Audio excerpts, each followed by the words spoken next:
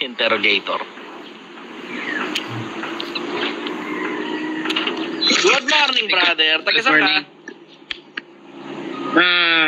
Tanay. Tanay. Okay, ano tanong mo, brother? So, I'm more on a theological, argument. Okay lang po ba? Sige lang, go lang. More on the deistic. So, ang tanong ko po kasi, I have watched all your video according to yung belief sa Diyos.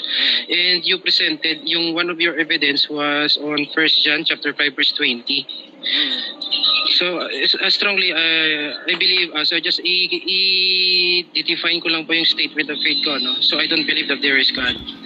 But I also subscribe, I know some theological studies. I have studied about theology. So ngayon, you quoted 1 John chapter 5 verse 20 na si Kristo ngayon yung totoong Diyos. Pero hindi pa ako naniniwala na may Diyos, ha? Okay. Yung question ko ngayon, yung doon sa kinot mo po, before the name of Jesus Christ, there is a period.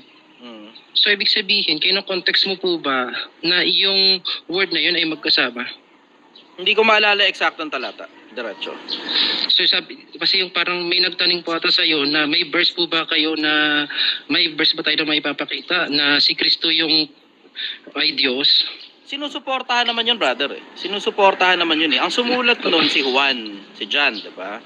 Ngayon, pag binasa mo ngayon yung uno-uno, nung Juan, kabilang libro naman yun, pero siya parehas pa rin ang author. Ang sabi niya, nang pasimula, siya ang verbo. At ang verbo ay sumasa Diyos at ang verbo ay Diyos. Tapos sa 14, nagkatawan tao ang verbo. Hindi ka naman magkakatawan tao pagka tao ka na eh. Parang lalaki, nagdamit babae, hindi ka naman magdadamit babae pag babae ka na eh. Diba?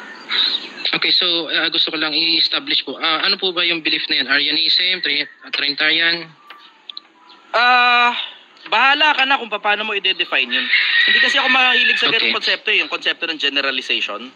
Hindi ako mahilig sa ganun. Okay. Diretso, kung ano yung nabasa ko, yun lang talaga. Eh, yun yung sabi sa Biblia. Pag binasa mo naman ang Quran, hindi naman ganun na nakasulat. Pag binasa mo yung Vedas, hindi naman ganun na nakasulat. So, depende lang kung ano religion mo. Ano yung libro na ginagamit mo sa religion mo. Doon ako ngayon pumapasok. Pero hindi yan sa konsepto ngayon, na ano. Hindi yan sa konsepto na pinag-uusapan natin kung may Diyos ba o wala. Mamalay ko. Hindi ko alam. May Diyos ba o wala? Malay ko. Basta ako naniniguro lang ako na gumagawa ako ng mabuti. Baka kasi sakaling meron. Nandun ako sa ganung konsepto. Baka sakali lang ba? Oo. Diba? Hindi na magkakamali ron, brother. Hindi ka magkakamali ron sa konsepto na hindi naman talaga natin sigurado kung may Diyos ba o wala, may kabilang buhay ba o wala, may anghel ba o wala, may Diyun ba o wala. Malay ko. Hindi ko naman nakita, hindi ko rin narinig. Basta ako, ang alam ko, merong mga lumang librong sinulat. Yung lumang librong sinulat, ito, sabi dito, meron daw Diyos eh. Sabi dyan, pero di natin alam kung totoo ba yan o hindi. Di ba? Okay, agree. Yo, agree. Okay, so thank you. Hindi na ako magtatanong kasi pares naman pala tayong skeptics. Okay, sige. Baka may follow-up question ka pa. Malay mo, makapakinabang ka audience ko. Maganda yung maganda yung nasa isip mo.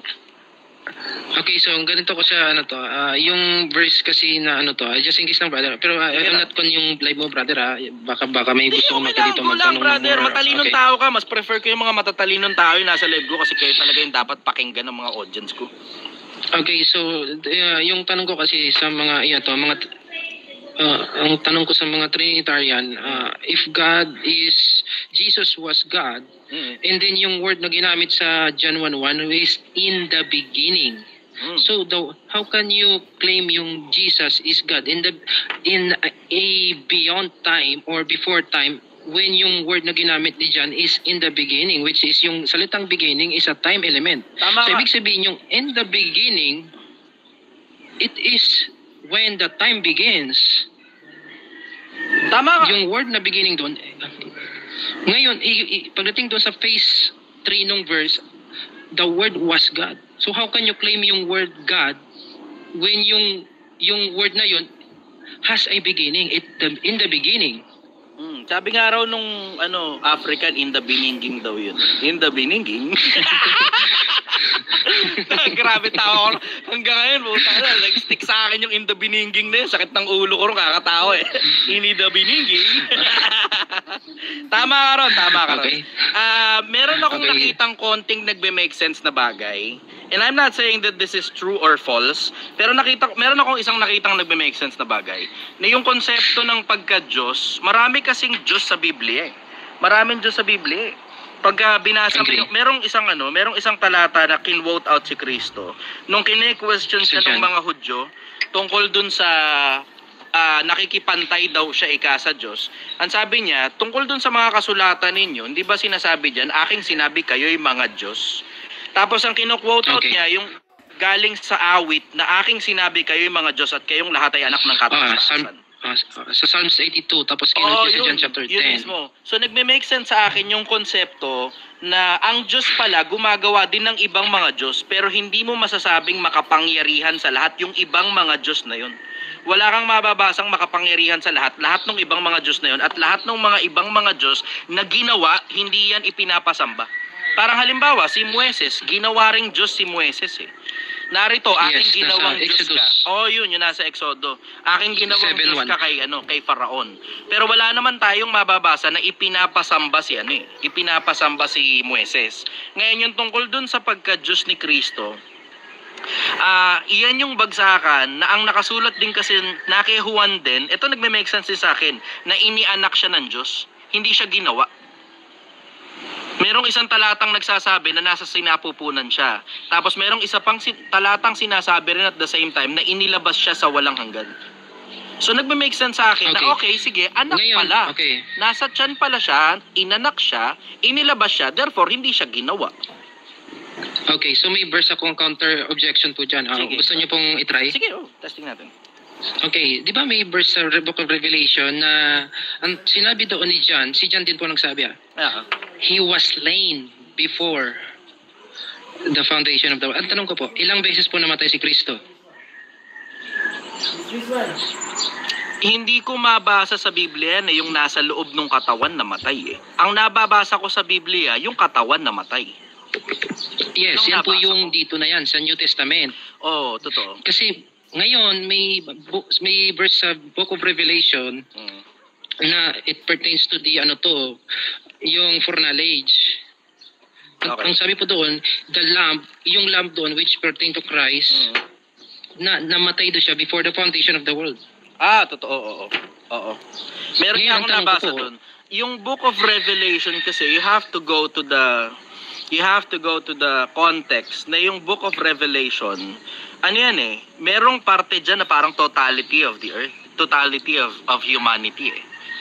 Kasi kung makikita mo, maraming mga bagay na nagsasalita dyan ng mga bagay na wala pang mundo, pero may mga bagay dyan na nagsasalita ng katapusan na ng mundo. So meron ding possibility agree naman na po baka ang pinag-uusapan dyan, and I may be wrong, syempre baka mali ako rito kasi hindi naman ako theologian. Vlogger lang ako eh, diba? Vlogger ako eh. Pero I may be wrong, maaaring ang possibility dyan is katulad ng sinasabi ng Iglesia ni Cristo na yun daw ikang salita pinanukala mula sa walang hanggan. So maaaring ang Okay. possibility dyan is yan yung mismong plano mula nung walang hanggan, nung wala pang kahit ano. Possibility yun. We're only talking about possibilities. Kasi marami nang naligaw sa ganyan eh. Mahirap ang interpretation, Okay. brother. Marami nang naligaw sa interpretation eh. Nakakatakot yun.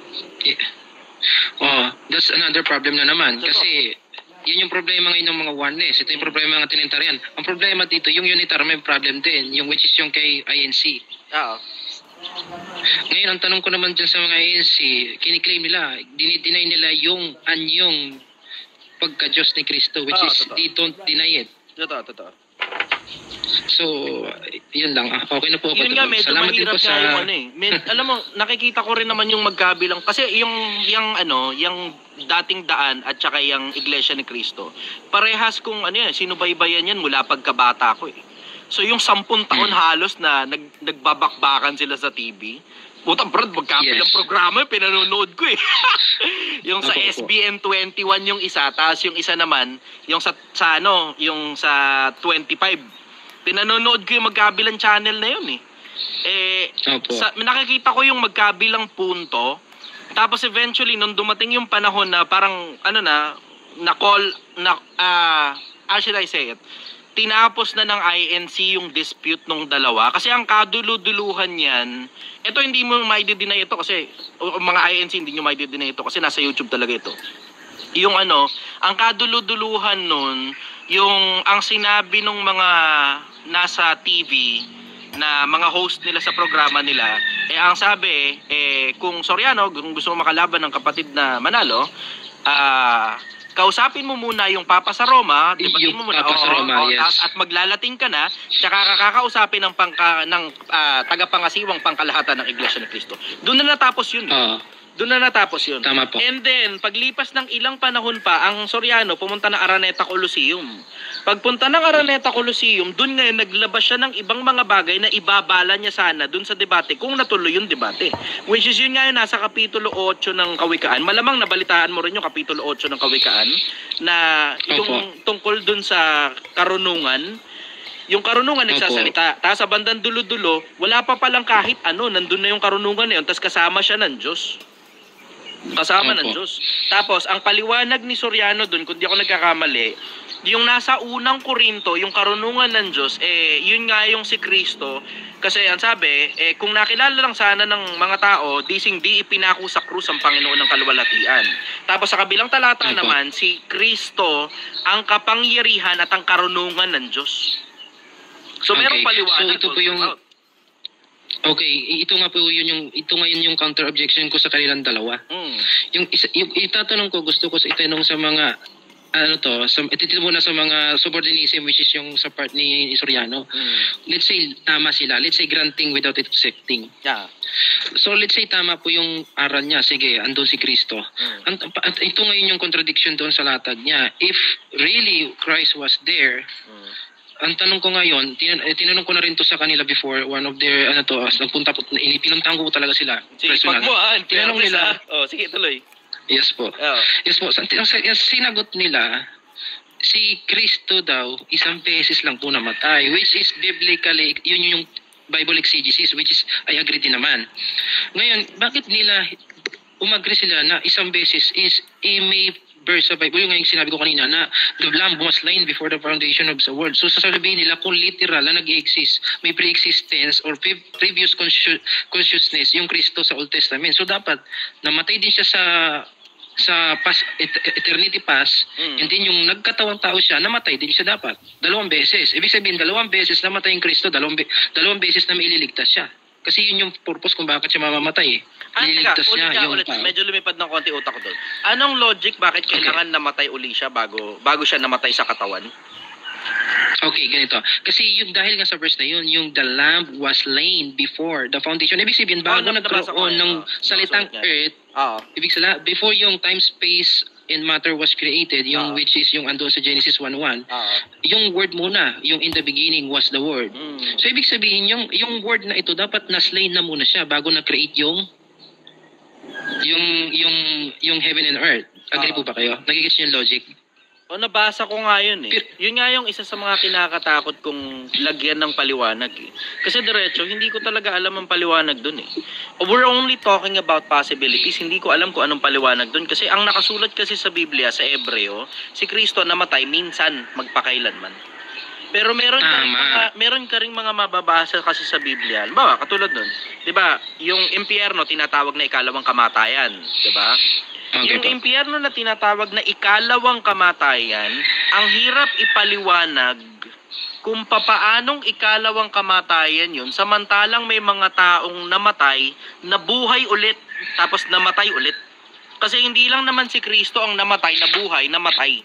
Si Lazaro, isa ron. Tapos yung mga banal, nung panahong pinako si Kristo sa krus, namatay sila, tapos nabuhay sila ulit. Tapos siguro dahil hindi na sila kilala ng pamilya nila, nilagari sila para mamatay uli ng panibago. Yung nasa Hebreo. 'Di ba? Paano ngayon lalapat yung ikalawang kamatayan doon, which is yun nga yung impyerno.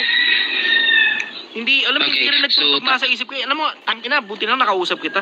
Ngayon, at least ngayon Pilipinas, ngayon naiintindihan ninyo na hindi lahat ng bagay naiintindihan ko at hindi lahat ng bagay alam ko. Yung mga tanong nyo kasi sa akin, na mga nasasagot kong klase ng mga tanong, yan yung mga tanong na naitanong ko na sa sarili ko, na meron na akong sagot. Nasagot na yan Pero hindi lahat ng tanong ko sa sarili ko nasagot. Katulad niyan, isa sa mga tanong ko yan sa isip ko eh. Hindi ko wala pa rin akong sagot hanggang ngayon tungkol doon sa bagay na yan na pinatay na siya bago pa ginawa ang sanlibutan. Nababasa kasi yun eh. Hindi mo pwedeng i-deny na nababasa talaga sa Biblia yun. Kung anong ibig sabihin nun, hindi ko alam. Pero I'm only banking in the possibility na baka etong lahat, kasi alam mo, tinan mo, ang MIT, lihis lang ako ng konting lihis lang to. Ang MIT, Massachusetts Institute of Technology, sinasabi nila that there's that 50% possibility na lahat nitong mga bagay na nakikita natin ngayon is simulation lang, including our lives. So merong possibility na baka lahat ng bagay nangyari na.